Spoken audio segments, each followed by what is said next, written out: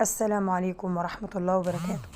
ولا يحلى الكلام إلا بذكر نبينا محمد عليه أفضل الصلاة والسلام. ازيكم يا اللي مفيش منكم، وحشتوني جدا جدا. النهاردة هنعمل مع بعض طريقة الرومي بطعم جميل جدا هيعجبكم.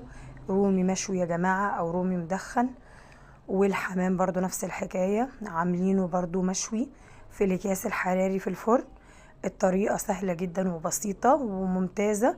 هقول لكم نبذة بسيطة جدا عن المحتويات الفيديوهات دي، وان شاء الله هنزل لكم بالطريقة كاملة متكاملة. يا رب بس الفيديو يعجبكم.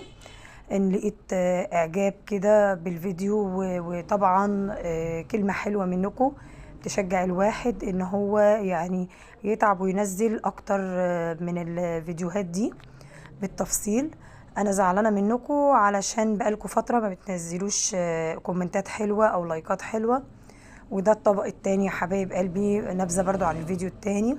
عاملاه رز، وعامله عليه اللي هو طبعا زنجر البانيه بالكاتشب. طعمه جميل جدا وتوفير التوفير. جربوه وادعولي، وطعمه روعه فوق الفظيع.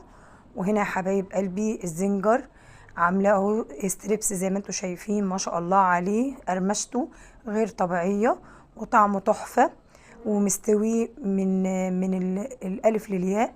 ما شاء الله عليه، طعمه جميل جدا. وهنحلي طبعا في الفيديو الاخير طبعا اسكالوب من العصاير او كوكتيل من العصاير. طعمه جميل جدا وشهي وهيعجبكم جدا جدا. واتمنى الفيديوهات دي تعجب حضراتكم، ولايك وشير وكومنت حلو. وبحبكم اللي مفيش منكم. وان شاء الله تنتظروني في الفيديو القادم. كل تفاصيل عن الفيديوهات اللي انا نزلت منها نبذة بسيطة دي ان شاء الله هنزل لكم بجديد مع مطبخ ياسمين الاكلات العصرية. مع السلامة.